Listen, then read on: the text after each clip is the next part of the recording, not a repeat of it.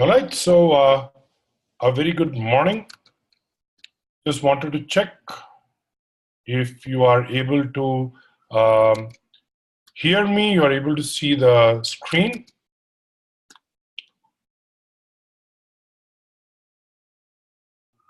So I got a chat window over here. So let me just go ahead and let me just go ahead and yeah, so just go ahead and share it. So great, so I think you should be able to see my screen. And a very good morning, nice Saturday morning. Here from Bangalore. So just wanted to check where you guys are from. So if you can just go ahead and type out the city that you are from.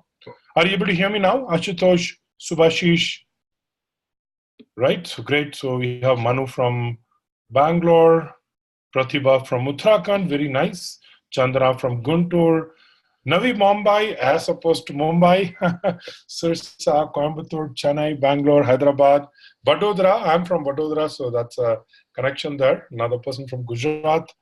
Um, so seems to be a pretty strong representation from Gujarat. So we have Delhi, we have Chandrapur, Bangalore, Mumbai, Mangalore, Jalandhar. One more Gujarat. Very interesting to see a lot of people from Gujarat. Anyone else? I see that we have someone from Zambia. Very interesting. So welcome all of you. So I'll just get started in a quick minute, right? So I'll just be giving you some, ground rules when we, so that we get started. So as people are still coming in, so we got someone from Kuwait. So usually we also have people joining us from the US and Europe. So anyone from outside of India, US or Europe. And while we are waiting for responses, while I'm waiting to hear from people who are, so we have some from Qatar. So while we are waiting, let's just go through the ground rules, make sure that today's session is effective, right? So the first thing that I just want to let you know is it's my objective to ensure that the next 90 minutes are the most valuable 90 minutes that you could possibly have this whole week, right? As far as GMAT preparation is concerned. So I'm very cautious and mindful of the time that you have chosen to invest 90 minutes in listening to me. Unfortunately, the way the webinar works is it's going to be a one-way dialogue, a one-way monologue, if I could use that term. And I'm just trying to make sure that I get the questions answered. So just a couple of things. What you just used right now was the chat window, right? So I'm just going to go ahead and say hello. So this is the chat window. So anything that you want to just discuss, just chat, please feel free to put on the chat window. I'll be periodically checking the chat window. But you also have this Q&A window. You see on the top, there is a Q&A box. So if you click on the Q&A box, you will see that there is a question, and you can go ahead and ask your questions. And I also have a poll. So let me just get started with the first poll, just to kind of get to know you guys a little better.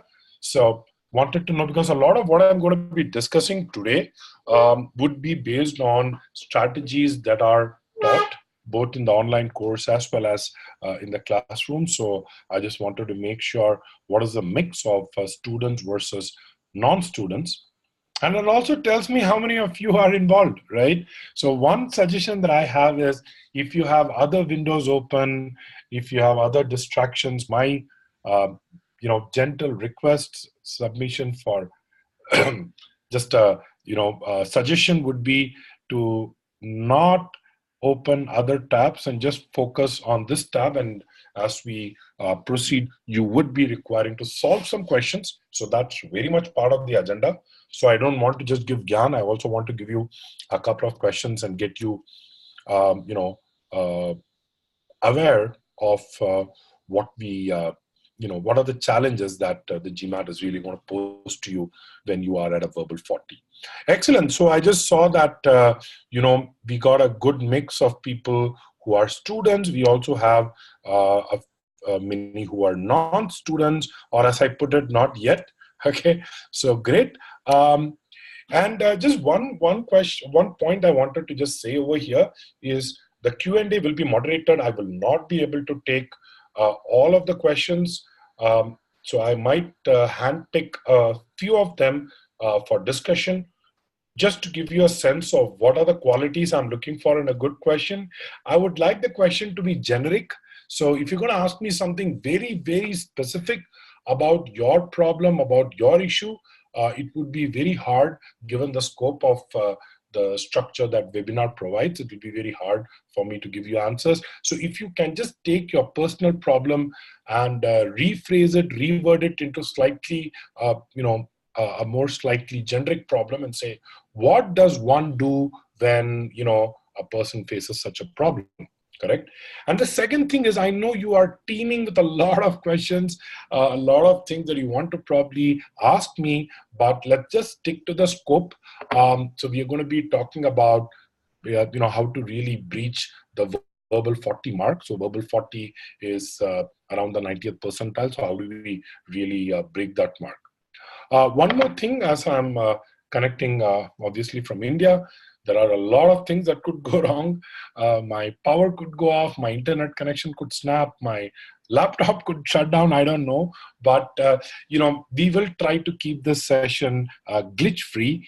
In case you are finding a lag in the voice, or if you're not able to hear me clearly, please wait for about 10 seconds and ping on the window so you can actually go ahead and, type it out in the chat room. This is not a great place to put it in. This wouldn't be a question to put in the Q&A window, but rather the chat window where you can say, I'm not able to hear. I just want, a favor from the rest of you, okay? In case you're able to hear me and one person is not able to hear me, can you please tell the person who's not able to hear to maybe log off and log back in? The way I look at it is, even if one person is able to hear me, I would assume that the connection is not a problem at my end. All right. Excellent. So let's get started with what we have. Just to make sure that we get a couple of things out of the way. What is going to be the agenda? It's going to be a 90-minute session. I'm going to spend the first 10 minutes. We are, already at the end of it. Just giving an introduction, just making sure that we take care of the housekeeping part. I'm going to start off with some rules of what you need to know if you were to, study for the GMAT. And these are things that are more into the realm of psychology rather than, technical things. So I'll be explaining 10 rules that a person scoring a 760 does that people who score a 600 may not. Correct? So I'm going to do that. Then I'm going to follow it up with specifically on sentence correction, specifically on critical reasoning, and specifically on reading comprehension. What is it that you need to do, or what is it that you need to do differently, starting today, that will make a huge difference to the way you look at GMAT, right? My name is Arun. I'm the founder and CEO at CrackVerbal. And, I have been training GMAT students for well over, in fact, this is slightly dated. I would, put that number as 14 years now, right? So I've trained and mentored perhaps over 10,000 students, and it's about 14 years now. So, people ask me saying, Arun, you clearly seem to have understood this test, right? So just to give you a background, I was also featured by MBA.com. So in case you go to MBA.com website, they have something where they get GMAT experts to come and talk about the test and how students should prepare for the test, right? When I started the journey, many years ago, I had no idea that GMAT would one day call me and say, hey, Arun, we would like you to tell students how to crack this test because you seem to have figured it out, right? So what I'm really doing is I don't want to get into the tactical stuff. I think the course to a large extent kind of covers the tactical stuff. I'm just going to kind of zoom out. So I want you to kind of sit back and relax. Don't stress yourself. I'm not going to be overloading you with a lot of rules, or I'm not going to be telling you a lot of things. I want you to start looking at GMAT differently. If there is one thing that I've learned, and this is by getting inside the mind of a test taker, right? So a lot of times I just look at students and say, so why did you think that way, And I really get inside their minds to understand how is it that they are functioning. And I look at the way successful students work, and I look at people who are struggling with the GMAT and see some kind of an issue, some kind of a mental block. So that's what I'm really trying to do even in this session. Fun fact, I was a software engineer in my past life. So anybody who comes from the tech sector, right, probably might relate to the fact that I have spent significant amount of my life coding. Then I spent another significant period actually doing project management, delivery management. I was a senior delivery manager in a CRM product company before I quit all of it and started my full-time career. In other words, I retired from corporate life and I started my full-time career as a teacher, as a mentor, as a coach. Right, so that's about me. Without much ado, let's get started. Couple of things. I think you already know about CrackVerbal. In case you don't, my suggestion is to get straight to our new website. In fact, I would love for you to give us your feedback on what you think about the new website, especially people who have been to the earlier website. We just made the switch over last week. We did this so that we could help students better by organizing information in a way, so that everyone can have a look at. So just head over to the new website, crackverbal.com, and within that, you can just go over to GMAT and you can check out various options. We have a free trial course, no credit card required on our website, which is the GMAT online course. So in case you have not seen that already, it's got a bunch of videos where I'm teaching you certain concepts. So please go ahead and do so. All right, so let's get started. So what I'm going to do is I'm going to break this up into two parts. And what I will do is I'll take the Q&A after the first part, and then I'll take another Q&A after the second part, right? So all good. And okay, so it's a good time to take this. Are all of you able to hear me clearly?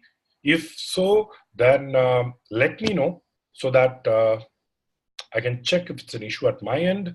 All right, so you're able to hear me clearly. So Abhinav, maybe the audio setting at your end. Can you just please try checking if you're able to hear me clearly, right?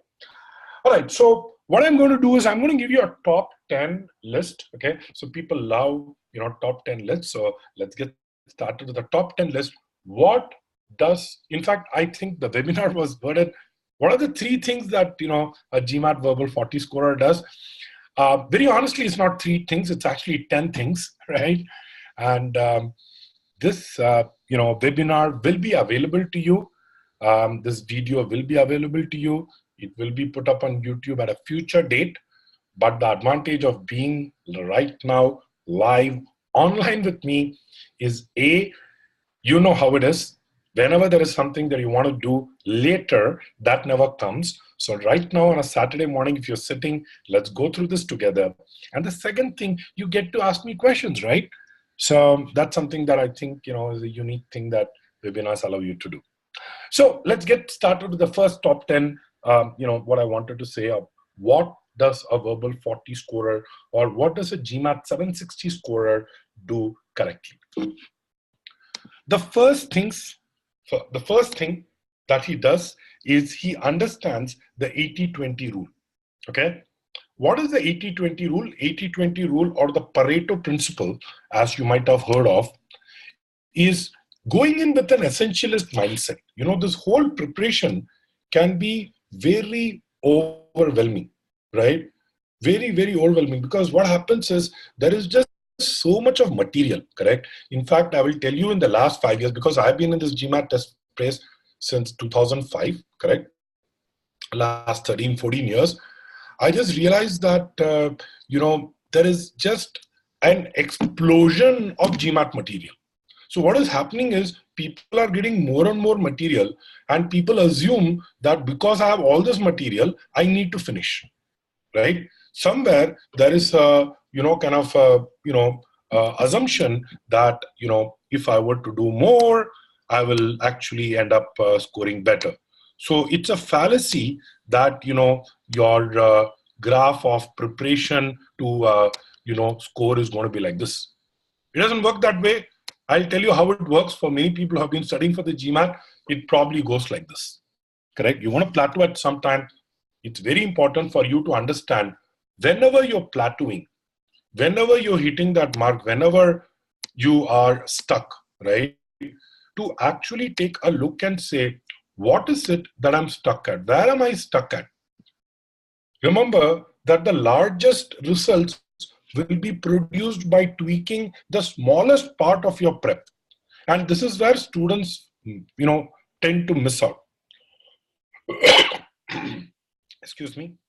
So the whole idea is I am telling myself that, look, I don't have forever. I'm not going to be studying for 6 months, right? The moment you put constraints in your preparation quality will improve. Remember, GMAT is about quality. It's not about quantity of preparation. So the verbal 40 scorer, okay, the difference between a verbal 40 score and a verbal 30 score, correct? Or a verbal 35 for that matter, correct? So if you ask me what is the difference between, let's say, a verbal 25 or a 25 to 30, that is one range. I'm going to use ranges over here because I think it's incorrect to say a verbal 30, because see, if you get verbal 30 on one day, you would have realized that on another day you may get a verbal 32, or one more day you may get, let's say, a verbal 28, right? So it's usually a range. So there are three ranges, right, that usually you might be at. So you are either at a 25 to 30 range. If you are below 25, that's also fine, correct? But I'm just saying, for the sake of convenience, that let us say you are at any of these ranges, right? And then you have one more range, and this range is more of an open-ended range where you're actually, at a verbal, let's say 40 plus, correct? So what is it that a person who's scoring 40 plus on verbal, what does he do differently? Think about it.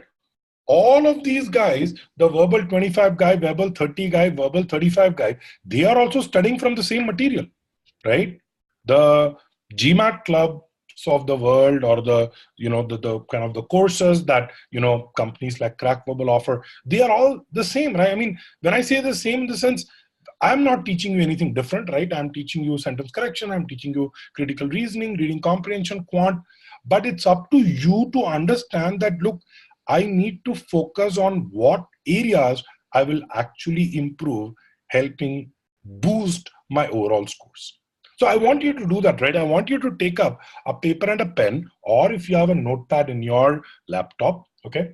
I want you to write it down. I want you to tell me, and when I say tell me, as in, tell yourself, okay, what is it that I'm ignoring? See, many a times what happens, we get into this mindset, right? Like, if I don't like something, I will not worry about it, right? I will not try to practice on it. For example, I hate, right? So a lot of students come to me and say, Arun, I hate permutation, combination, probability, and, set theory and, statistics. So when they come and tell me, I say, well, the point is, because you hate it, you're not going to be preparing on those topics. All of us face that, right? You wake up, you're like, man, let me just do something that interests me. Maybe I'd like to pick up arithmetic that I'm good at, right? This is something that I'm not good at, doesn't make me feel good. So what happens? I ignore. Don't ignore. Those are the areas where potentially you may get your biggest results. So what I want you to do is, I want you to write down, what is that one area that you think will bring the biggest, improvement to your scores, correct? Within quant, within verbal, within sentence correction, within reading comprehension, whatever, right? You can pick, and you don't need to pick one thing, you can pick 10 things. But can you make the commitment of identifying those areas that you think will bring the biggest ROI to you, correct? That's the first thing that I would like you to do. Second, what type of student are you? Are you a planner, a worker, or a reviewer? Before I get there, I see a lot of people raising their hands. Very honestly, that's something that I would not be able to respond to. So please don't raise your hands. Go ahead and, if there is something that you want to just generally remark, put it on the chat window. If it's a question that you want to ask, put it in Q&A. I'll come back to the Q&A once I'm done with the 10th point. All right. So first of all, identify what are the areas that you want to work on. Second, try to understand what kind of student are you, right? Are you a planner? Are you a person who believes in putting things in meticulous details? You believe that if you fail to plan, then you plan to fail. You're the Excel guy who kind of creates timetables and likes to plan things well. Or are you the worker, the guy who just gets on and executes stuff, right? You don't believe in plans. You just believe whatever time I'm spending on preparing for the GMAT should be, spent solving questions. Or are you a reviewer? So what a reviewer does is he may solve just 5 or 10 questions, but he spends a lot of times on forums, understanding those questions, debating it, trying to, pick every small thing that he can about the limited questions that he has solved. Would you agree that all of us are in some sense one of the three, kind of types? And in fact, you may realize that, look, Arun, I'm not just one type. I may be a little bit of a planner and a little bit of worker, or I may be a worker and, a reviewer. Whatever you are, the idea is to identify that part. And I want you to take out some time, right? So if I were to ask you on a scale of 1 to 10, correct? How many of you feel that, you are like on a scale of 1 to 10, what is your planning? What's your rating on being a worker? What is your plan on being? So if you can give some percentages, let's say 100% is the total, right? Are you like 80% planner, 20% worker, 0% reviewer? Maybe you're like 33% of all, I don't know, right? So just do that, because once you identify what kind of student you are, it becomes a lot easier for you to identify the weakest link, correct? See, what happens is that a guy who's just a planner, you will realize that, look, after a point, there is only so much that I can do with planning. Planning is important, but not at the cost of execution or revision. And if you are a person who just executes things, you probably need to take a step back and say, can I be more efficient by planning things better? And if you are just reviewing, you could say, look, there is only so much that I can get out of data. There is only so much I can get out of analysis. Maybe I should not, there is a law of diminishing returns that kicks in once you start reviewing after a point. So maybe you want to say, you know what, I'm good. Let me just solve more questions. Maybe the patterns will emerge as I solve more and more questions. Right? So that's the second thing that I want you to do. Whatever notebook you're using, if you're using a notepad on your laptop, please answer this question, right? What would you ascertain, to be your style? Because end of the day, when you start studying, here is another important, crucial thing that you need to remember is the last time that you probably studied many years ago. And in some cases, it could be even, recently. And in some cases, maybe you're still a student. But if you are a typical GMAT test taker, chances are you've been working for a few years. And I'll tell you the biggest difference between the last time that you were a student and now is last time that you were a student, that was your only job. The only job that you had was to study, correct? You had nothing else. Go back to the time they were in college, right? Though I agree that we didn't really spend a lot of time studying, we did a bunch of other things, but we really did not have anything else. You could just go and tell someone that, look, I'm focused. Next 1 week, don't disturb me. I need to study. But what happens on the GMAT? You're typically working, right? That's number one. So you got, the work part, you got a boss, you got people assigning you work, but it doesn't stop there, right? It doesn't stop there. You also have commute, right? How many of you, commute maybe an hour a day, correct? And then you have social obligations. You come back, you have people, you have, maybe you have your spouse, you have your better half, and, you have these social obligations to keep. All your friends are now expecting you. See, when you're in college, you probably didn't have a lot of money to spend on luxuries. Now you got money because you're earning. They expect you to be in restaurants. What is it that you can do to remove the clutter? Correct? What is it that you can do to remove clutter? Just study 1 or 2 things, do them well.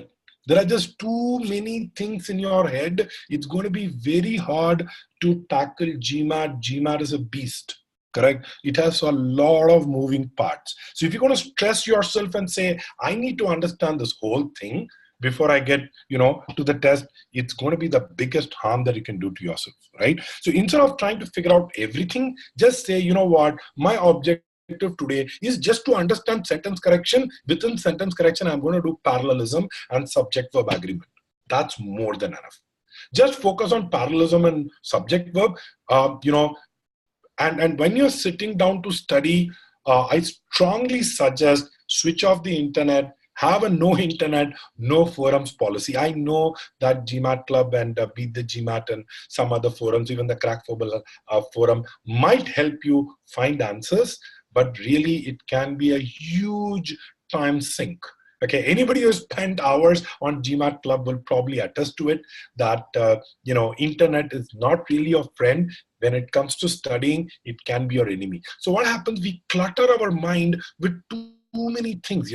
How many of you have started the study session with a clear intent in your heart to kind of complete certain portions, but then realize, maybe half an hour into it, you are surfing somewhere, trying to download a bunch of things, and you just keep adding things to your plate, right? Don't do that. I'm saying reduce things, right? Which is, why I'm saying spend one day for just planning and analysis. Focus on why are you doing something? Are you able to measure progress, right? Are you able to improve? Are you, getting better scores than yesterday, right? So you need to be focusing on the why. The what will keep increasing, and the what is, a never-ending story. Like if I were to solve all the questions available today on the internet, it'll probably take me time till, I don't know, 2020. It's 11 o'clock. And even in 2020, I would realize that there are more questions that have been created in the last 1 year, and my GMAT would keep getting pushed, right? So just have that essential intent, which is why I also have this rule, which is do not spend the whole day studying, right? That's the biggest disservice you could do to yourself. The max I would say is 4 hours if you give 2-hour breaks, because it's very important that you're studying for the GMAT. You need to let your brain process whatever you have learned. So if you're solving a question, it is not whether the answer is C or D, correct? Because that question is never going to appear on the GMAT. What is important is for you to understand, why did I get to C? What does it require for me to think that way? So that I see a similar question on the GMAT, I know how to get there, correct? So very important that you kind of give time to your brain to rest, okay? And sleep is very important. A lot of people compromise on it. And I'll be very honest, I do that too, right? Because that's the easiest thing to compromise, right? I mean, think about it. If you were to give a choice, catch up with friends for movies, go to work and sleep, right? Study for GMAT. Okay, let me just add that. Study for GMAT and sleep, correct? Very clearly, of the three, sleep seems to be the least important, and we end up compromising. So I would like you to make a commitment saying, I need to sleep. Okay, I'm not going to push it to an 8 hours, but maybe, even a 7-hour target or a 7-hour mark could be enough for you, right? Very important that you rest your mind. If you don't have free time, what happens is you just keep studying. And as I said earlier, you become very inefficient in the way you're studying. But what happens, let's say you're giving yourself only 2 hours every day to study. That 2 hours becomes sacrosanct, right? Like you say, what, come what may, the time that I'm going to study is from 9 to 11 in the night, right? So what happens, you don't touch the book after 11.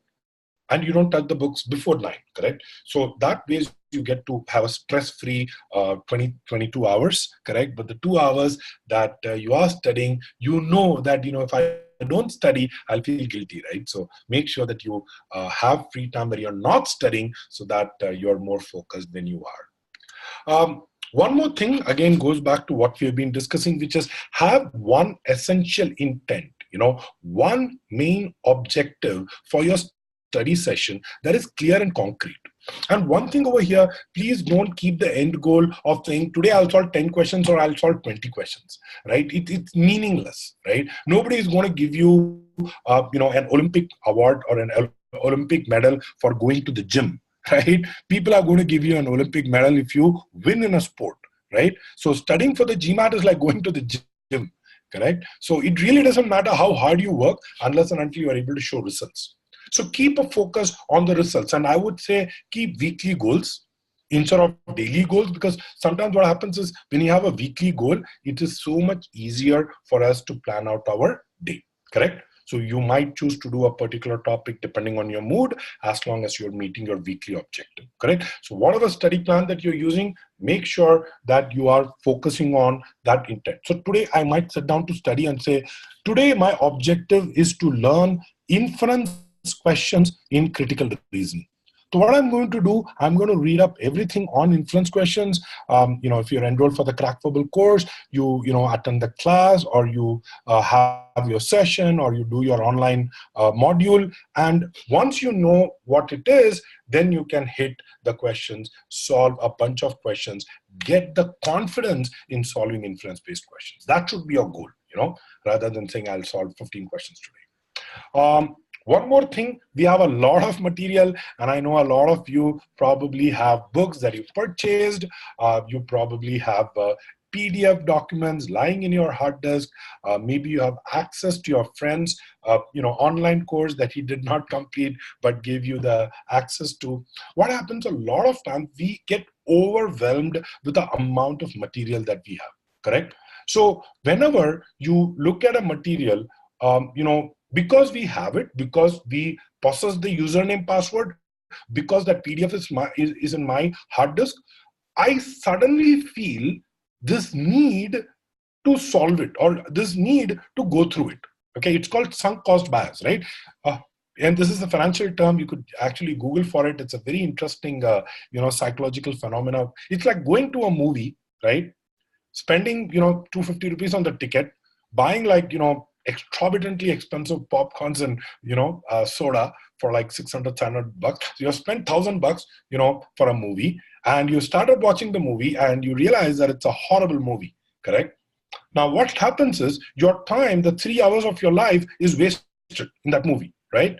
But the human tendency is, well, I paid $1,000, it's an investment that I've made, so even if it's a bad movie, I will watch it till the end, right? We do that, correct? Same thing for the GMAT. Because you have a material. So today I'm going to tell you, put all your material in the shredder, right? Start with a clean slate. Because as I said earlier, less is more, right? Stop putting this tick mark on your mental GMAT checklist, and stop, putting yourself into this guilt trap. Because what it really does is it puts you into a guilt trap. So if someone says, how's your GMAT prep going? I've never heard people say, oh, wow, it's going fantastically well. You know what I hear people saying? Oh, Arun, man, there's so many to do and I don't know where to start. And I just feel it's unnecessary pressure, man. I think you guys are doing a great job with your, full-time work, with your social commitments. The fact that you're able to take out a few hours every week to study for the GMAT, great accomplishment. Feel positive about it, right? How to plan, and one of the things about planning is we always take ideal plans. We always make these plans where it's foolproof. All of you have done that, okay?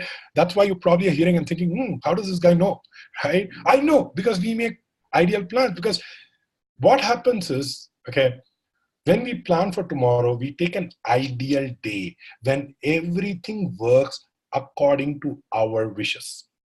But the point with plans is it's called a plan, and it's not called an actual, because there will be things that will go wrong, right? There will be obstacles. Relatives will come over when you don't want them. There'll be a family function just when you've booked your GMAT date, right? The moment you commit to taking the GMAT and doing an MBA, your boss will say, hey, you know what? I got an on-site opportunity. Would you go for a year? And you're like, shoot, man, just when I thought I had a plan, you're expecting me to kind of, throw that away. You'll suddenly get a tough project, tough boss. Work timings will change, right? You'll start, falling sick. The point is this a reason or an excuse, right? So that's the biggest question that you need to ask yourself. So if you're not going as per your plan, I would not say be guilty. I would say change your plan. maybe the chances are you're over expecting something from yourself, right? Don't do that, correct? Other thing that I've seen is, especially for people who come from the CAT, background, right? People have taken the CAT. They got this sense that, I have to take like this bunch of mock CATs, right? Mock tests. And they just go overboard doing that. And there's a good reason. I'll tell you a little bit of history. Before I started teaching the GMAT, I used to teach the CAT. I taught at a couple of places like IMS and Career Launcher. Way back, okay, this is probably the time that you guys were in school. And one thing that I saw at that point was, the moment CAT went online in 2003, if I'm not mistaken, 2004, I think, is when it went online, 2004 or 5. And what happened, a lot of these companies, they started creating their own online portals, and they started giving these mock tests. From a cost perspective, it's very cheap for a company to give a mock test, because unlike the GMAT, CAT is not an adaptive test. There is not a lot of money that goes into, creating the research required for simulating the test, correct? So what happens is, we take tests, and the whole objective for taking tests is, because you get a small win, you're able to create a momentum. That is the only reason you should take periodic tests, correct? It gives you the confidence, it gives you the momentum, and you're kind of moving forward, right? But what happens is, it also tells you whether you're headed in the right direction, correct? And it gives you opportunity to, self-assess, correct? If there is anything that could go differently. So I would like you to think of tests like thermometer. It is just telling you whether you have a fever or you are perfectly okay, or whether you're improving, right? That's what you do when you're admitted to a hospital. The nurse comes and checks your temperature, because we just want to make sure that you're okay. However, okay, this is the caveat. However, a lot of times, people end up taking the tests, without, they tend to think of tests, and I'm going to tell something, food for thought. I want you to think about it, okay?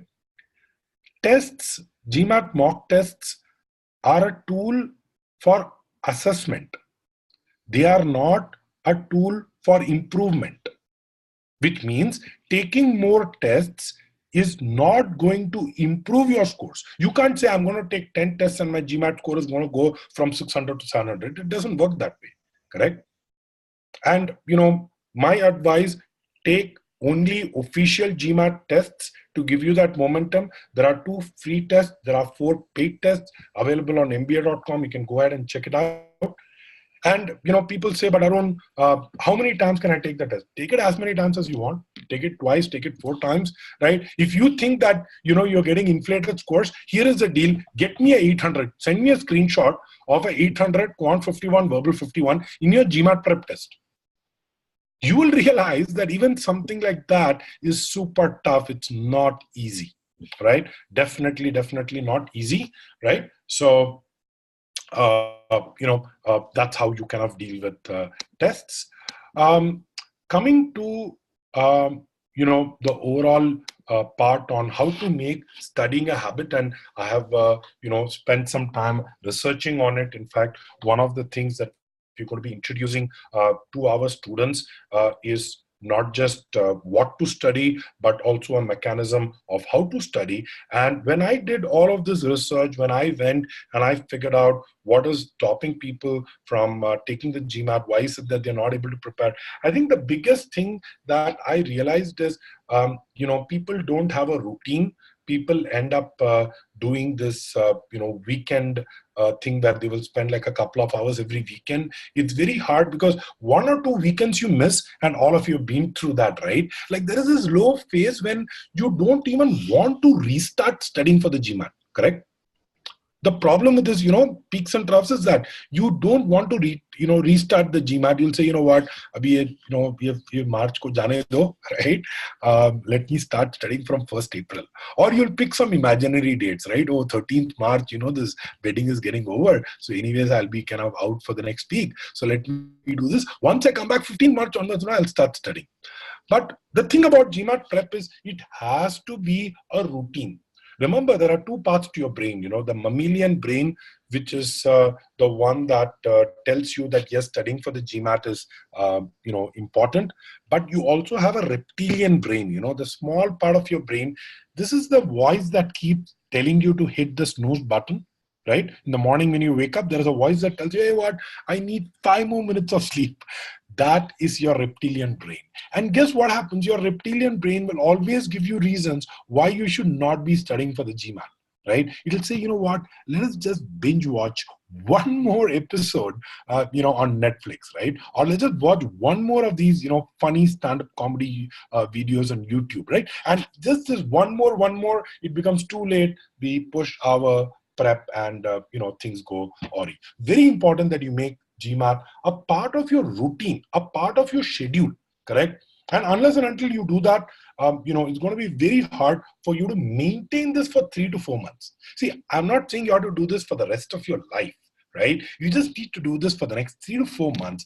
Make sure that you're focused, right? And I'm going to show you a very simple psychological hack that will help you, make this into a habit. I've said this earlier, in case you've heard. If not, here it is. It is called the habit loop, okay? This is not stuff that I made up, okay? But this is stuff that comes from the realm of habits and psychology. What it says is what you have over here is a cue. What is a cue? A cue is a trigger. Something that says, every day at this point, I'm going to start studying for the GMAT, correct? So this is pretty much the, start. Every day, do you have a trigger or do you have a cue that tells me or tells you that you have to start studying? I'm going to give you 2 cues, okay? Tell me good cue, bad cue. Which one is a good cue? Which one is a bad cue? First one, I will come back from work and study when the right mood comes in. Okay, option 1. Second, I have an alarm on my phone, and the moment the alarm goes off, I don't think much and I'll start studying. Well, you know which one works, right? It is going to be the second one, correct? First one is bad, right? Second one. Why? Because second one, there is no escape, correct? You have to study. Then it is the routine, correct? See, a routine should be something that you don't think about too much. A routine cannot be something for which, you need to plan. The routine should be something as simple as brushing your teeth. Think about it. You wake up in the morning and you brush your teeth. Do you ever wonder how much toothpaste I will take? How many times will I stroke? Will I rinse it with water? How many times do I rinse it? You don't think about all of these things. You just get into execution mode when you brush your teeth. Similarly, for the GMAT, don't try to make this into an analysis paralysis, correct? Your routine should be, this 10, 15 questions I'll practice this thing, I'll watch this video. Don't try to make it into a big deal. And the third and the most important thing, and this is one thing that people tend to forget, is you need to reward yourself. If you're not going to reward yourself, correct, you are going to feel the pressure of studying for the GMAT, right? Make sure that you have something that is a small reward. In fact, a lot of mobile apps, especially when they create games, when you win or when you reach a particular level, do you know this very nice music that they have at the end? Like ting, ting, ting, right? Something is just kind of like a very nice jingle. The reason they do that is because when you hear that music, your brain actually releases a particular hormone. It's called dopamine, correct? So you want your dopamine to be released after you study for the GMAT. It could be anything. It could be, promising yourself that if I do, prep 3 times a week, or if I do it every day for the next 5 days, I'm going to reward myself with something. Very important that you have the incentive reward component in your prep. Okay, so that's about the habit loop. I want you to think about it. Whatever you're doing right now, what is your cue, what is your routine, and what is your reward, right? And the last thing, think big picture, right? If you're going to be thinking how to solve, this question can be frustrating. And I'll tell you, GMAT preparation can be frustrating, right? You are hearing it from me. And, a lot of times I think GMAT instructors try to make it so simple. And they say, oh, you have to study for like 3 hours every day. I am a GMAT instructor. This is my only job, right? I wake up in the morning, I sleep at night, I just think about one thing. But in in your case, you need to have a lot more motivation, correct? And many times what I feel is trying to look at the larger reward. Why am I doing this? Why am I taking the GMAT? It's not because I want to score high on the GMAT. It's because I got this plan. I want to go to this dream college, and I want to land this dream job, right? Maybe you can create a fake resume. Don't circulate it yet, okay? But just create this fake resume, put it up at your study place. Just put it Harvard MBA, correct? Dream company, McKinsey, associate, consultant. Whatever your dream job or dream company be, unless and until you are able to visualize it, it is going to be very hard for you to motivate yourself today, correct? So it's very important that you see that larger picture of why you are doing what you're doing, correct? And if you have an accountability partner, if you have someone else who's going to support you through this journey, right, it's just going to make things a lot easier for you.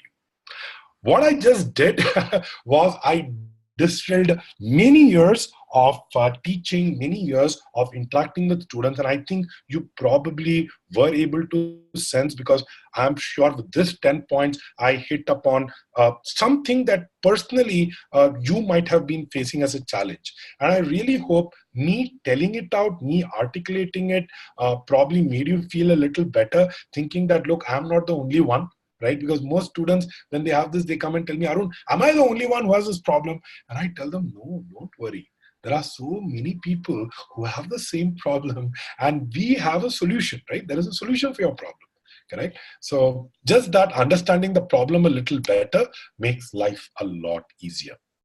All right, so I'm just going to go ahead and see, in case you have any questions, you can go ahead and post in the chat window. I'm going to be taking a couple of questions, and then I'm going to move on to sentence correction, critical reasoning, and reading comprehension. So let me get just a glass of water, and meanwhile, you can go ahead and ask me your questions, right? Go ahead and post it in the Q&A window. I'm giving you, about 30 seconds to do that. And while you guys are doing it, here is another poll, just to kind of understand what's your plan around the GMAT. So let's loop back in about a minute.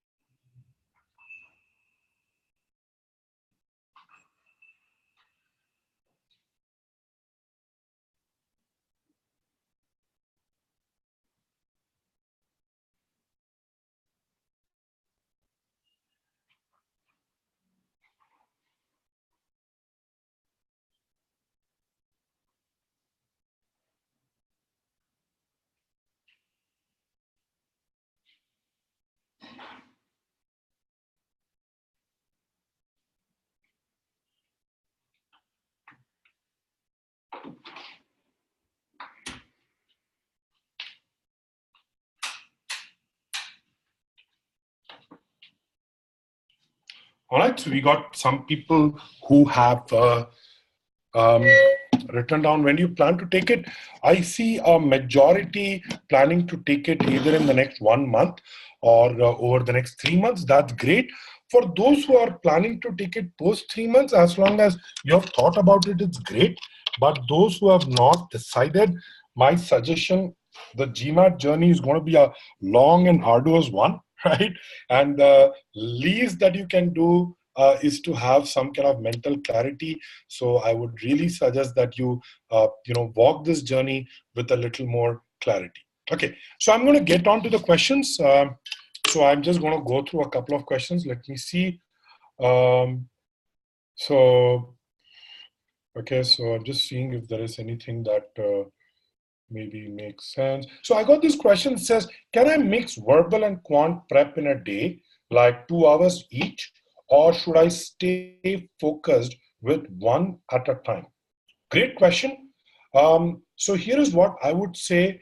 If you are going through this whole process, maybe you also want to start looking at, the what strikes you at that point. For example, if you do have, what I understand is you have a lot more time than most people.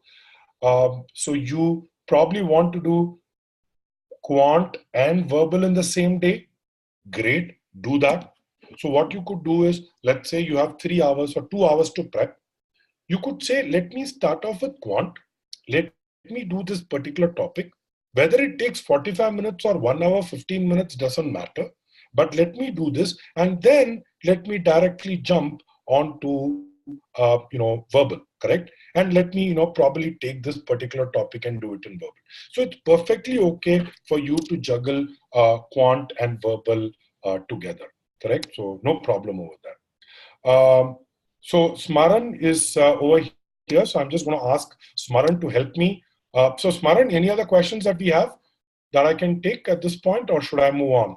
I think because, as I said earlier, a lot of these questions, you're posting it on the chat window. My request is to post in the Q&A window, correct? So let me do this. Let me go ahead and read up the questions myself. So is there anything else?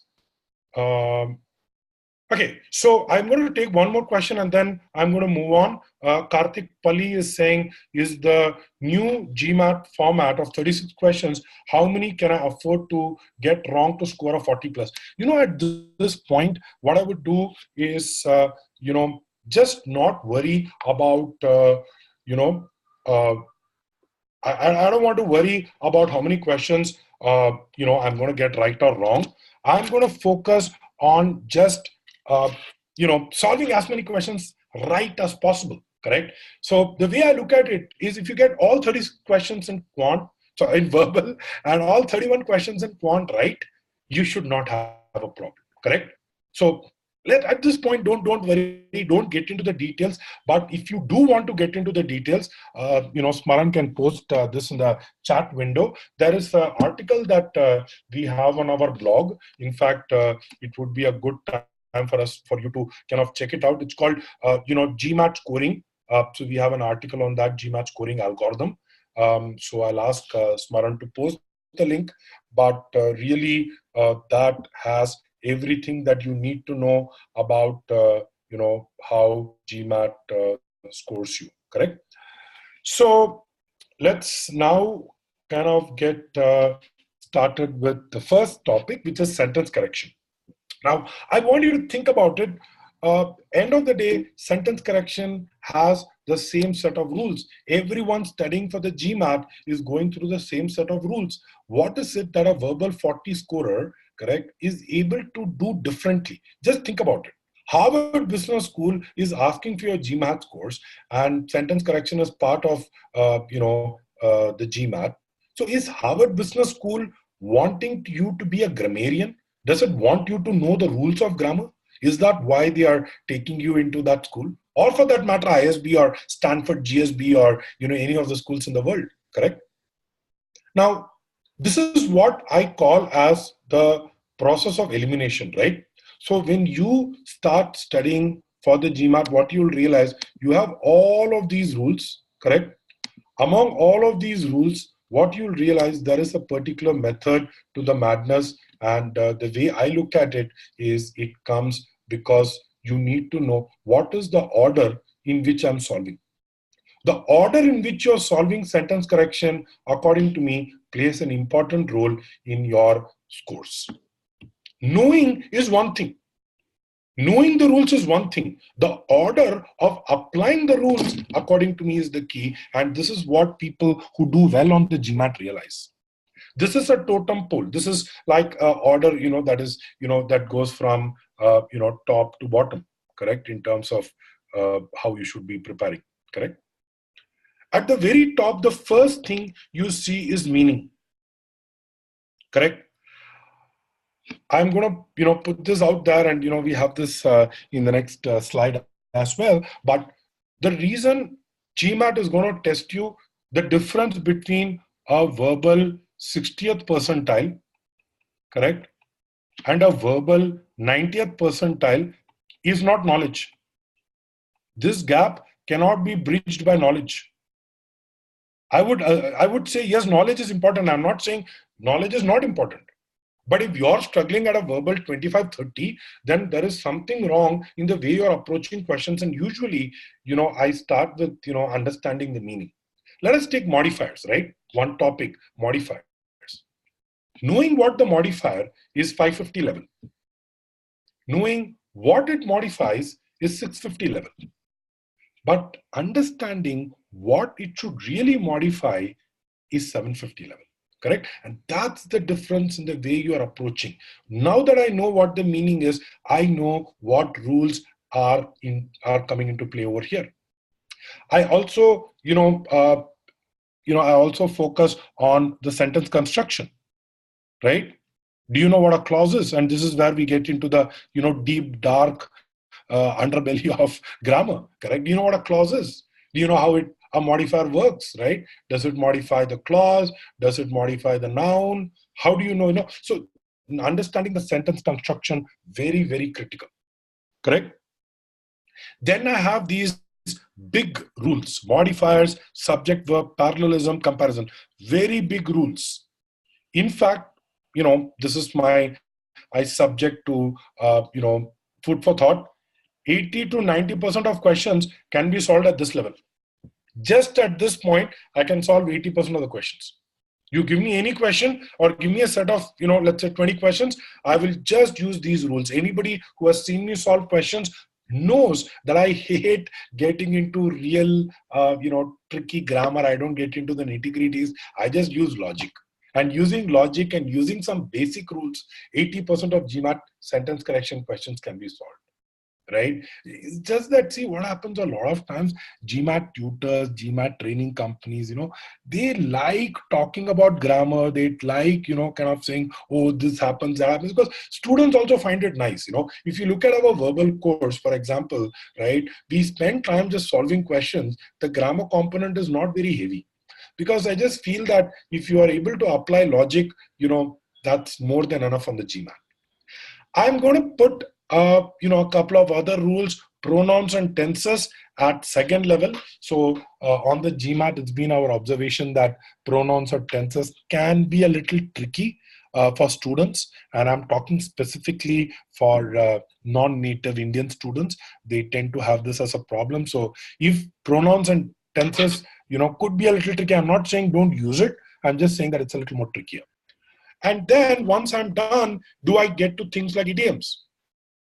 Right? Idioms is one of the last things that I go to. And only after that do I go to things like concision, active over passive. These are not tested in more than 2 to 3% of questions, trust me. Correct? And finally, just the penultimate reason for me is going to be clarity. And if nothing else works, I have invented, I'm going to patent this technique. It's called the JMD technique. Okay, I'm going to patent it. I'm going to have like a trademark, right? So the JMD technique is say, Jai Mata Di, mark an answer and move on. Because if you have not been able to solve it till this point, if you're not been able to solve it at this point, there is no way in hell you're going to be solving it at this point, right? So just make an educated guess and move on. On the GMAT, guessing is also important. After a point, what will happen otherwise, it becomes like this mad angle ad. You seen that? Mad angles chips, where this triangle, this guy keeps rotating the triangle multiple times. Sometimes sentence correction questions can be like that. You keep looking at it, you keep reading, and at some point you just are not able to make any progress in your mind, correct? So coming back to what I wanted to say, the main thing I wanted to say, it is not about what you know, it is also about how you are able to apply the rules. Okay. Now, a very important point over here. What is it that a GMAT 40 scorer do? Here is what a GMAT 40 scorer does. Okay. A GMAT 40 scorer, he focuses on the meaning because he realizes GMAT is more a test of logic, less a test of grammar. Okay. I think it's a little extreme saying that it's not a test of grammar. Yes, grammar is used, right? But it is not so much a test of grammar. It's a test of logic. So any question, if you are able to apply logically, correct, you would not be able to, you don't need to worry about the grammar. You just need to use logic. What I'm going to do now, okay, this is what I'm going to do. I am going to, let me just do this. Yeah. So what I'm going to do is I'm going to give you a question, all right? What I want you to do is I want you to pick an answer choice among A to E. This is a sentence correction question. So I'm going to give you just 90 seconds. All right. So just take a deep breath. 90 seconds is going to start very soon. You're going to see a question. You know how it works. We need to pick, an answer choice between A to E. All right. So 90 seconds. GMAT question coming up now.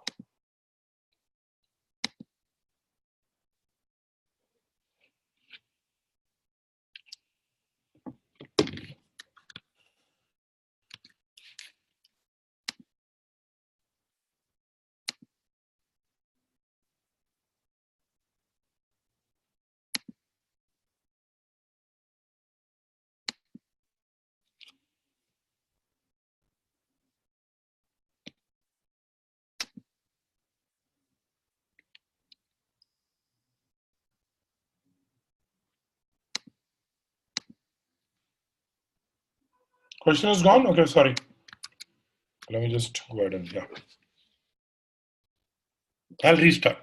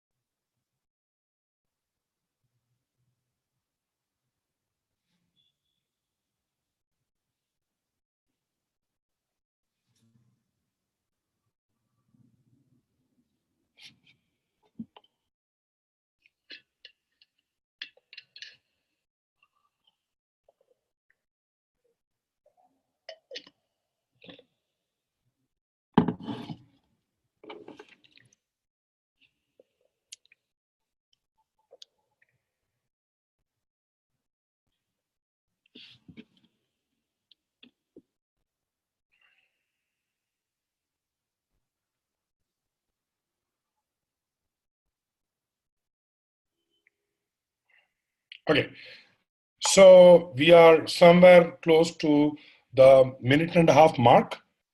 So just go ahead. I'm going to give you another 20 seconds. Go ahead and make an educated guess in case you're not being able to solve it.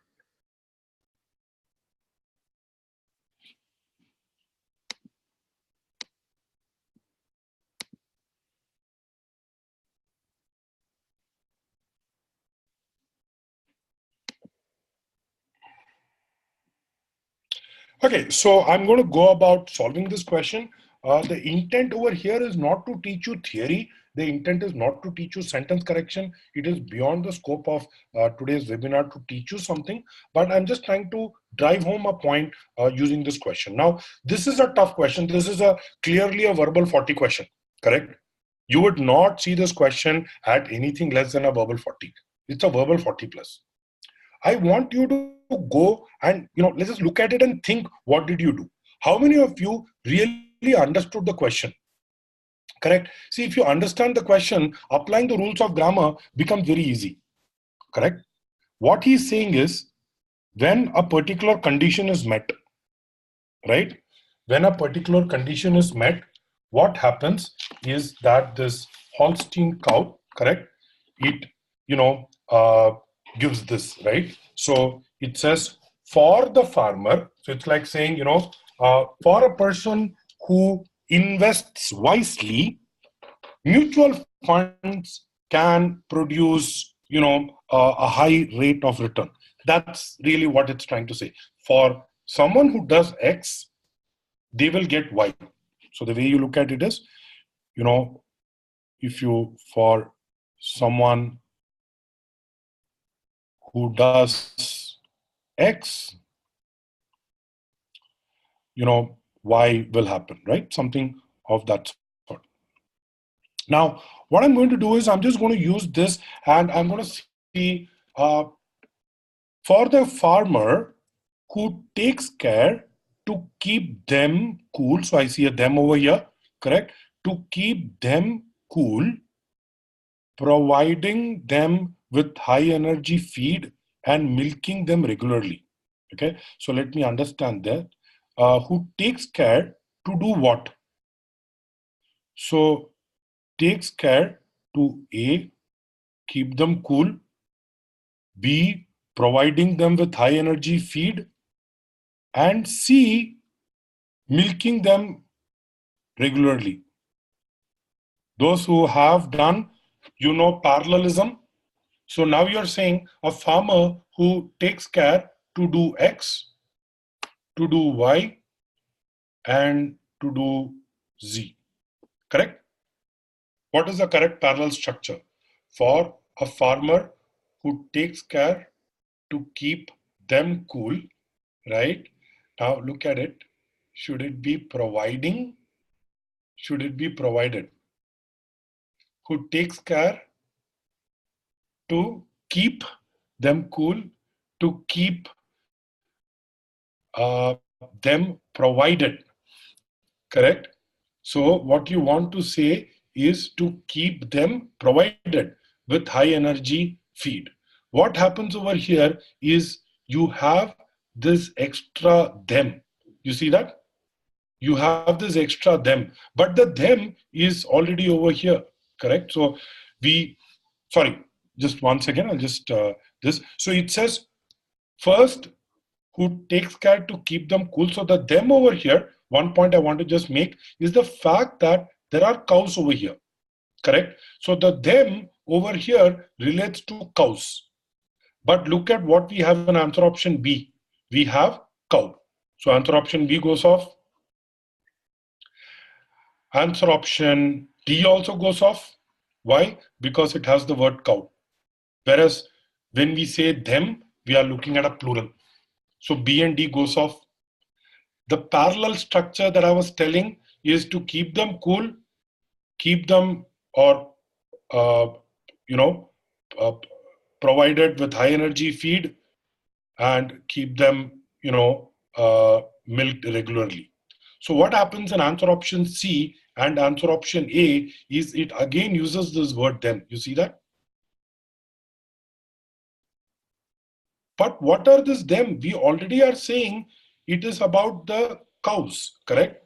So what we want to do is you are telling for the farmer who takes care to keep them. So tell me what? Keep them cool, keep them provided with something, and keep them milked regularly. Correct? These are the three things that will be in parallel. So if I were to use that logic, answer option A goes off, answer option C goes off, leaves you with the right answer choice E. Here is another thing about E. E correctly says the Holstein cows will produce.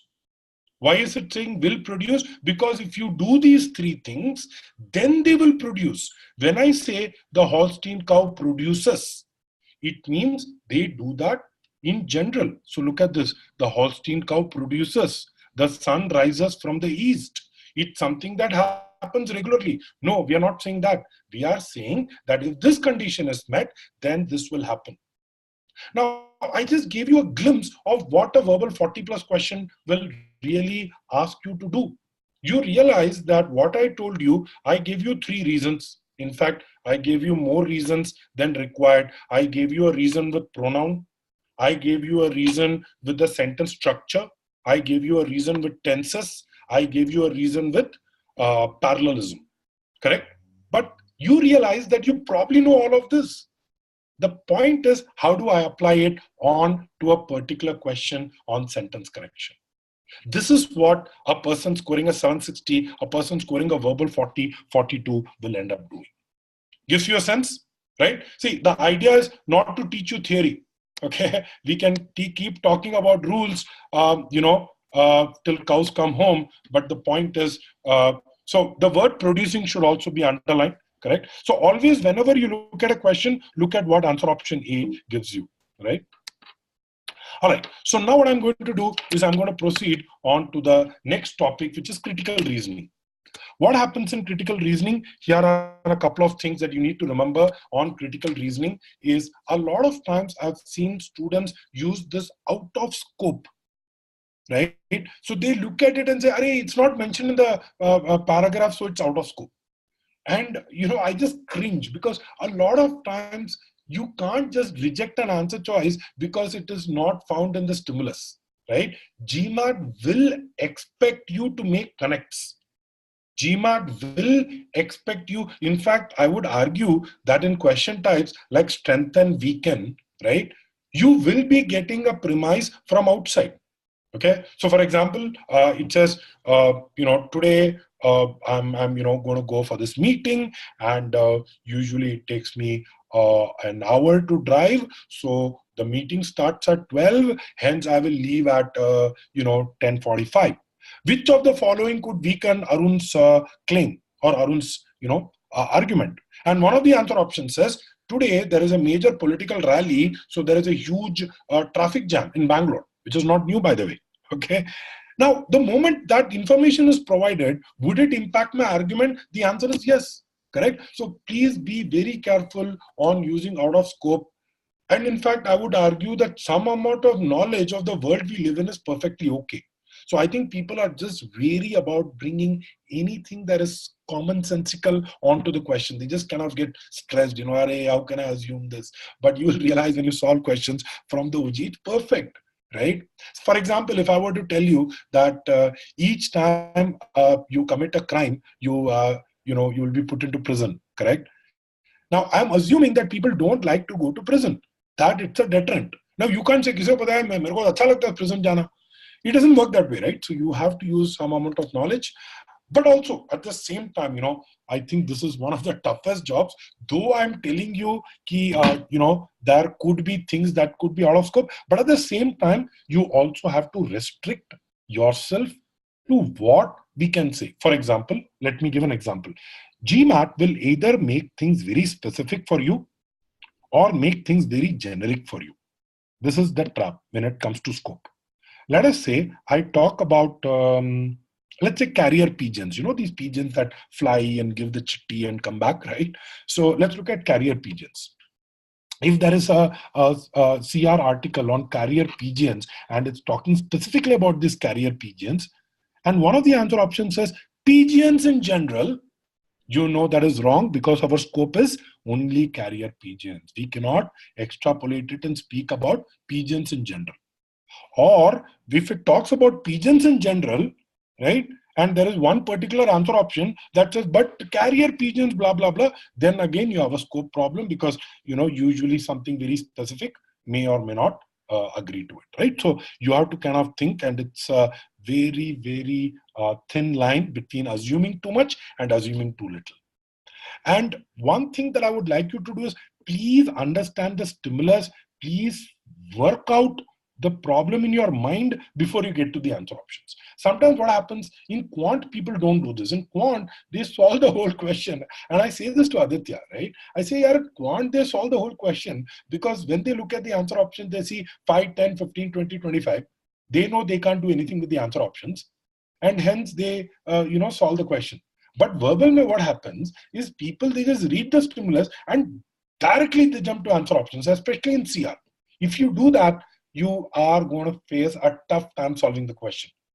Invest a little bit of your time, maybe 15, 20 minutes, actually trying to figure out what the stimulus is saying before you jump into the answer options. Okay, very strongly advise you to do that.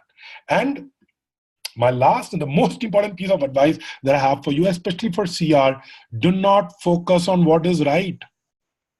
Focus on eliminating the wrong answer options. This is true for GMAT Verbal in general, but specifically for critical reasoning, very true. Do not try to figure out, don't tell me what the right answer is. Just eliminate 4 wrong answer options, correct? And that's what a GMAT 40 scorer does. Okay, he knows that in critical reasoning, I don't need to pick the right answer choice, but I need to know how to eliminate 4 wrong answer options. And to just kind of prove this point, just to underscore this point, what I'm going to do is I'm going to give you a question, but I'm going to give you a little more time. I'm going to give you 2.5 minutes for this question, right? That's a lot of time, but CR requires you to take more time. So 2.5 minutes for the next question. Your time starts now.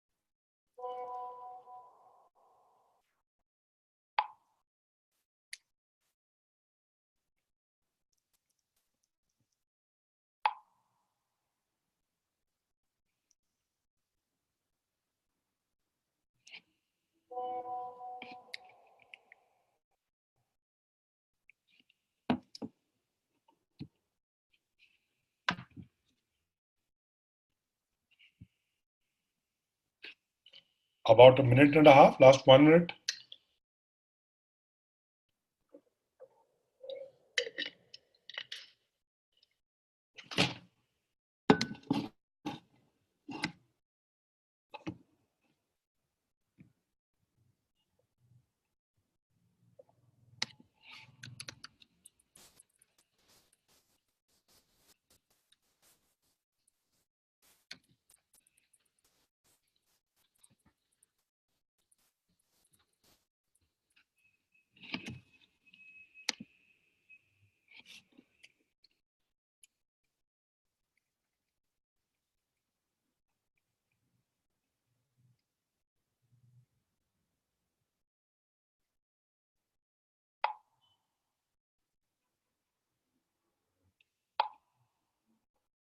All right, so we are pretty much getting to the end of it.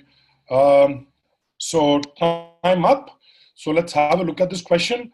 How many of you, yeah, so you can go ahead and type. Hariteja, it's okay. On the GMAT, you'll have to get used to some amount of disturbance. So my request is not to have this very sanitized world where there is no disturbance. Some amount of pinging is okay.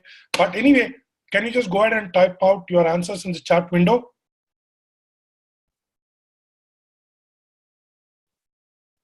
Go ahead, whatever you think.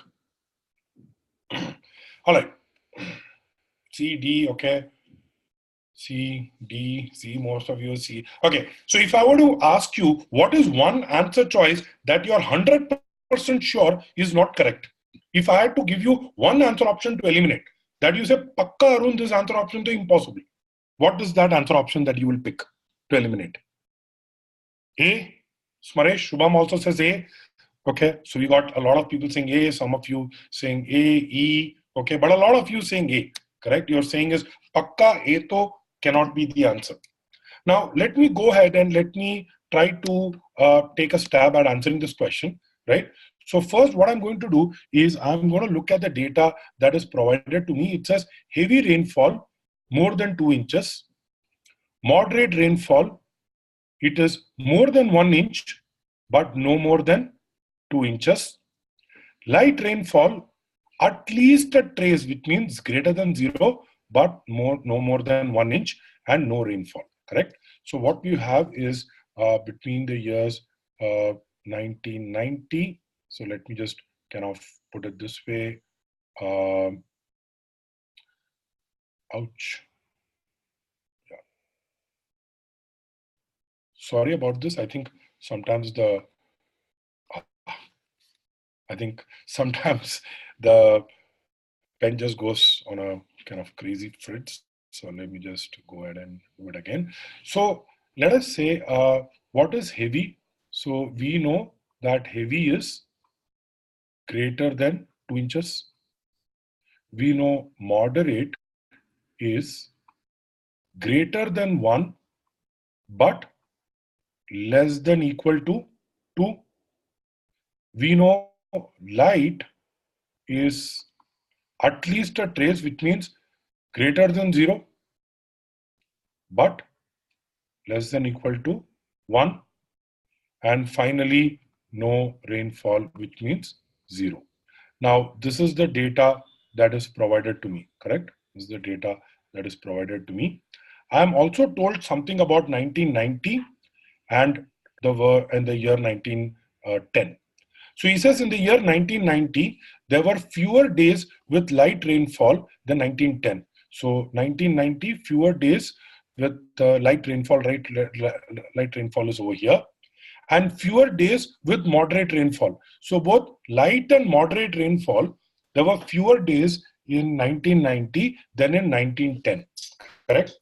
Now let's look at the answer options. I'm going to start off with the first one, which is A. The number of days with heavy rainfall was lower in 1990 than in 1910. Let me look at it. You see this, right? The total rainfall was 20% higher. When you say total rainfall, are we talking about the number of days or the amount of rainfall? Think about it. I want you to think about it. Is it the amount of rainfall or the number of days of the rainfall? It is the amount of rainfall. What answer option A is saying, the number of days, okay, with heavy rainfall was lower in 1990 than in 1910. Remember, we want to check it is also possible. Is it possible is what he's asking. He is not saying, will this be 100% true? Is it possible? You know, at this point, let me just say, maybe, let me hold on to A. B says, this is the power of elimination, okay? I did not know why A has to be eliminated. Little confusing, let me park. If it is confusing, don't eliminate. If it's confusing, park. If you're sure, then eliminate. B says the number of days with some rainfall, but no more than 2 inches. What is some rainfall, but no more than 2 inches? This is nothing but moderate and light. But we know that the number of days with moderate and light rainfall were fewer in 1990 than in 1910. How can you say it's the same? So answer option B to factually is incorrect based on the data. Answer option C also suffers from the same fate. It says number of days with some rainfall, but no more than. What is this? This is the same thing, no? The same thing. We are talking about moderate and light. In answer option C, it says was higher in 1990. How can the number of days be higher? We clearly know that there were fewer days. C for Charlie goes off. D says the total number of inches of rain that fell on days with moderate rainfall in 1990 was more than twice of what it had been in 1910. Let me see. What is moderate? Moderate is this. Now let's use a little bit of maths. You know that in 1990, there were fewer days with moderate rainfall. You know that. So if the number of days with moderate rainfall was fewer, is it possible that the total number of inches would be more than twice? It is not possible, right? Look at this.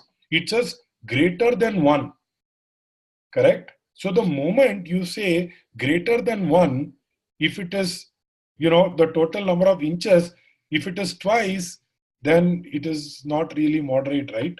So you get the problem. So answer option D goes off. E says the average amount of rainfall per month was lower in 1990 than in 1910. Wait a second. You are saying the average amount was lower. You just told me that the total rainfall was 20% higher. If the total rainfall is 20% higher, if you divide it by 12 and from annual you make it monthly, it still doesn't change. The amount of rainfall in 1990 has to be greater than 1910. So statistically, answer option E is also wrong. All of this tells me that the right answer choice is a very improbable A for alpha. And I will tell you how A for alpha actually is right. See, he says the number of days with heavy rainfall was lower. Maybe there were just 2 days when it rained. And those 2 days, you had, I'm just saying hypothetically, you had 100 inches of rain. That's it. Those 2 days covered for the rest of the 363 days. So it is possible that the number of days with heavy rainfall was lower, but the days when it rained in Payton City, it rained really heavily. It rained, I'm just saying 100 inches, but could be 30, 40, 50 inches, correct? So for that reason, answer option A is right. Again, what I want you to kind of go back and think, and I don't want you to feel bad about the fact that you got this question wrong. It doesn't really matter, correct? What I want you to do is ask yourself, what is it that I'm consistently, getting wrong on the GMAT? Are these things like this that I get wrong? Okay. And let's get to the last one. So just a quick time check. I just wanted to check with you guys whether you are okay with this. So others, just go up and just think about answer option C. Answer option C is not possible because when you say twice, you actually end up having more than 2 inches, which means it can no longer be a moderate rainfall, right? So just go back and have a look at it. But coming to the last point, I have another 10 minutes. We are round about at 12 o'clock. Are you okay for me to go a little overboard till about 12:10? Maybe another 10 more minutes. Yeah. So, okay. So in case you want to drop off, it's okay. But just to let you know, if you just kind of hold on, I have something else. It's 12 o'clock. Going to kind of come. Just a quick check. I see that the number of people on the webinar pretty much have remained consistent throughout. So I just wanted to check if I'm adding value, because really I didn't want to kind of come and regurgitate theory and teach you things, because there are plenty of things. I just thought of sharing my insights, which I think is what is more important, given that we have this 90-minute interaction today. All right. So thanks a lot. I think a lot of you have been very kind. So thanks. So, no one has really said that it's not helpful, which is good news for me, right? And the rest of you who are, kind of just waiting to, get done. Last one, reading comprehension. I'm just going to go and tell you the couple of things that you need to remember. Phrasing of the answer option is a lot more important than you think. It's a lot more important. What I feel, people just fixate on reading the passage and they don't read or they don't pay attention to the answer options.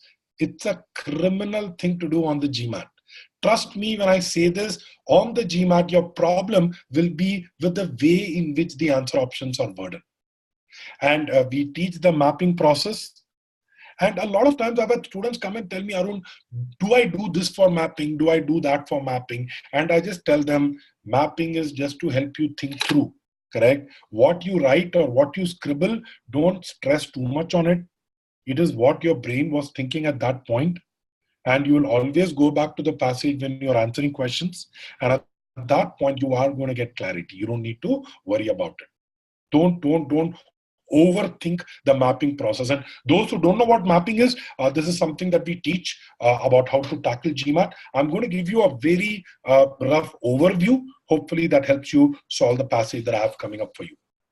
Mental focus and composure is a lot more important than any other section, right? Because you have to spend that 2 minutes focused, reading the passage, skimming, understanding the overall gist, correct? So take a deep breath.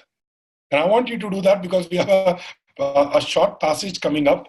And I'm going to give you about 3.5 minutes.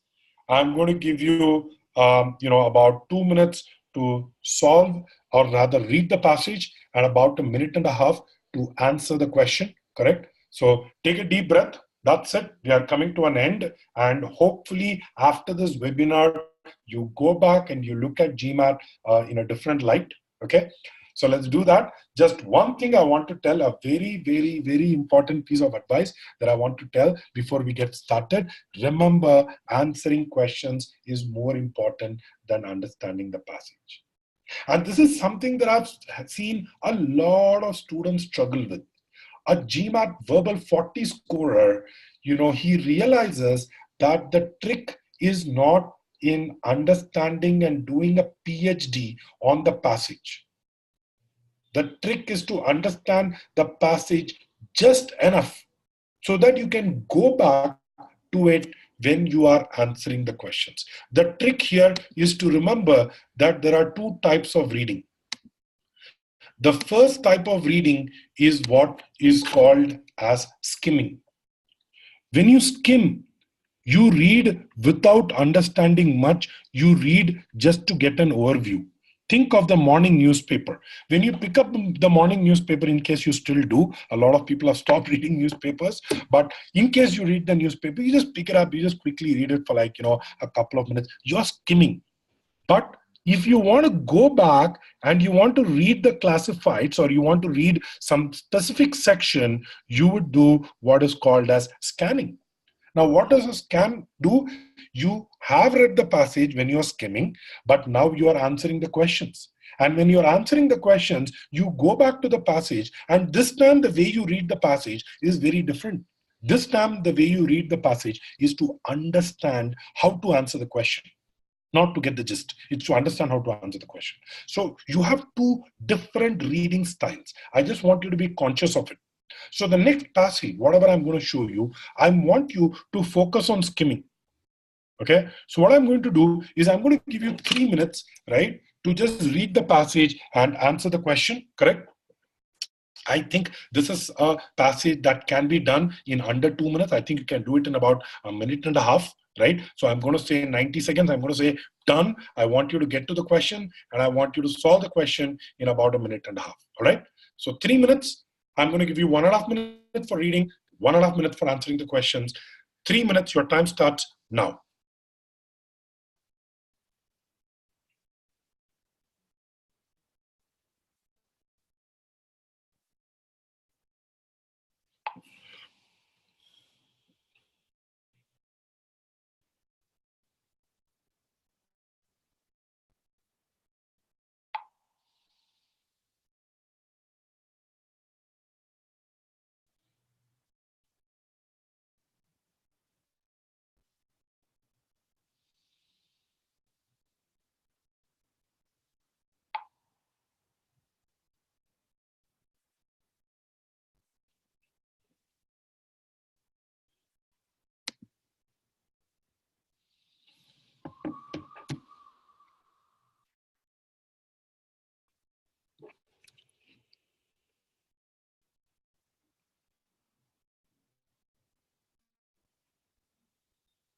Are you able to see the?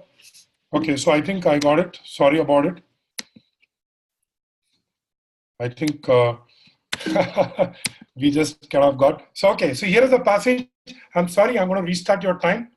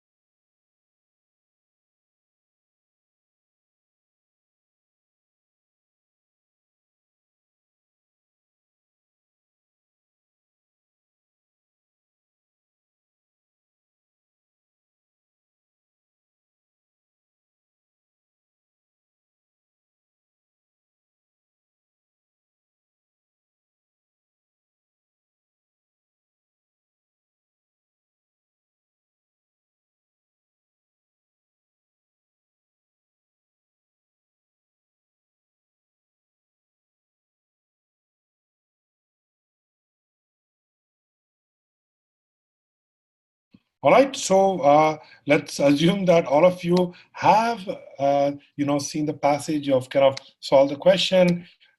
So what I wanted to just say as the main point was, this is a passage where there are a lot of words that could confuse you, right?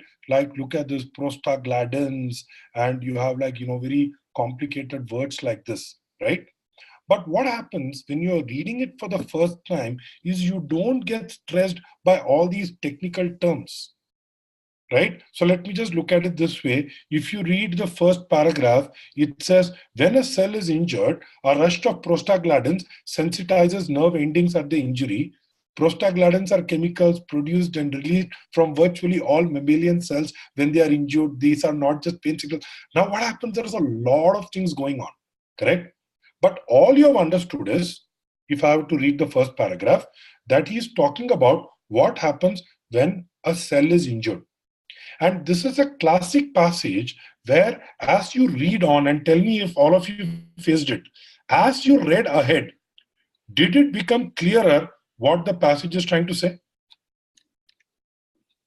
As you just read ahead, you probably realize that this entire passage is actually structured in a lot more, structured in a very nice way.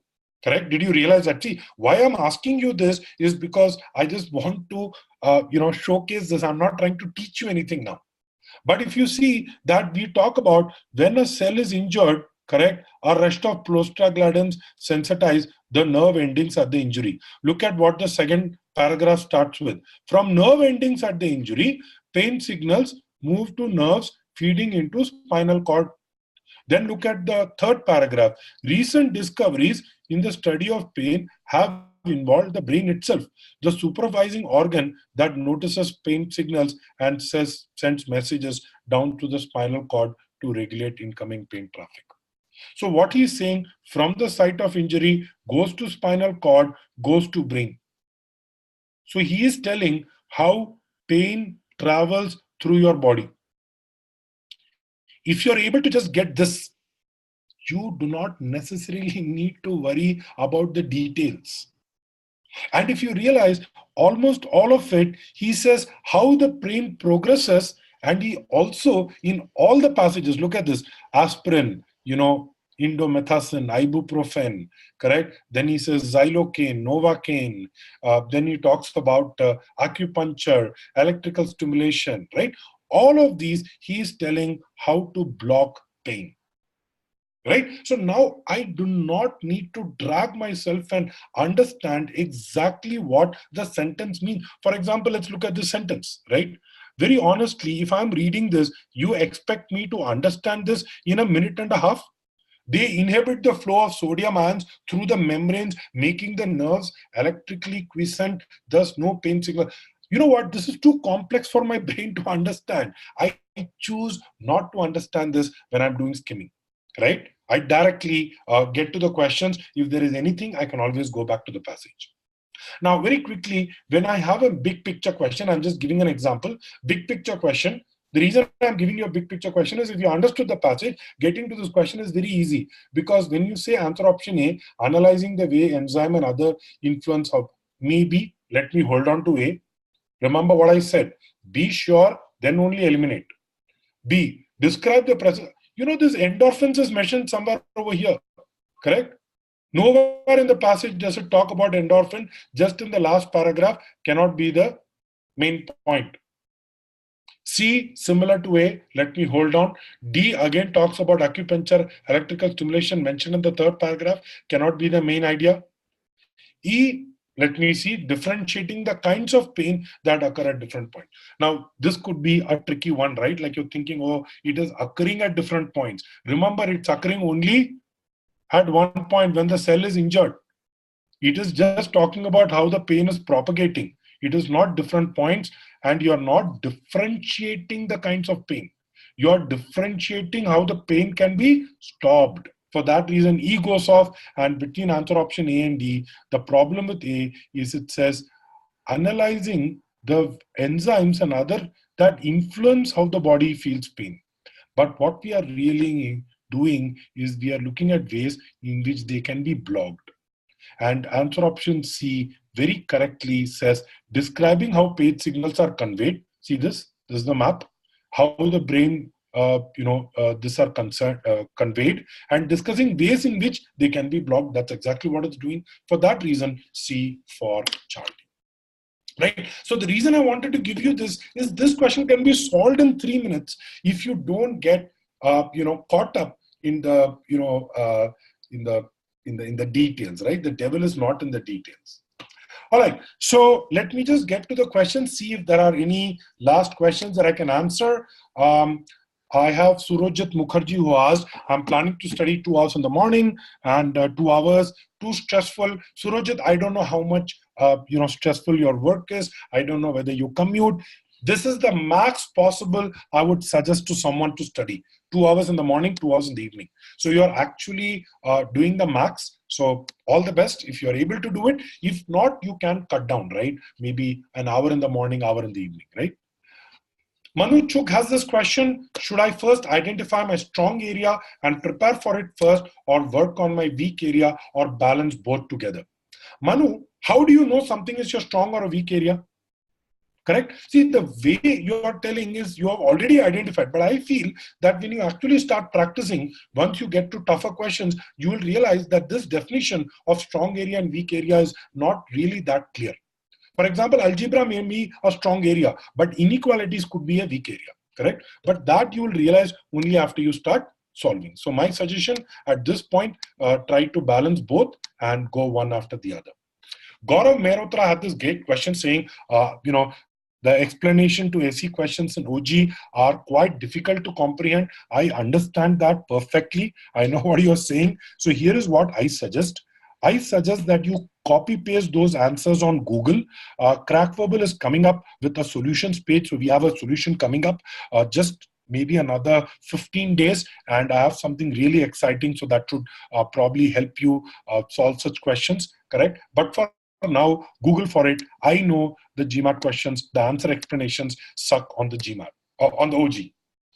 Okay, so just the last 2 questions and I'm going to end the session. So first one, in context of reward. So Bhaskar Yadav, I'll just answer this question directly, by the way. All specific doubts, please reach out to the team at CrackVerbal. I have specifically instructed my team to help you, because whether you are a student, then you can directly reach out to our prep team, right? You have Arvind, you have Matu, you have Aditya. Many of you are also part of the Telegram group. I am also part of the Telegram group. So we'll have the doubt solved there, correct? So please use that, okay? And the last question that I'm going to take is Ashutosh, let me just answer that. GMAT is not focusing more on reading comprehension.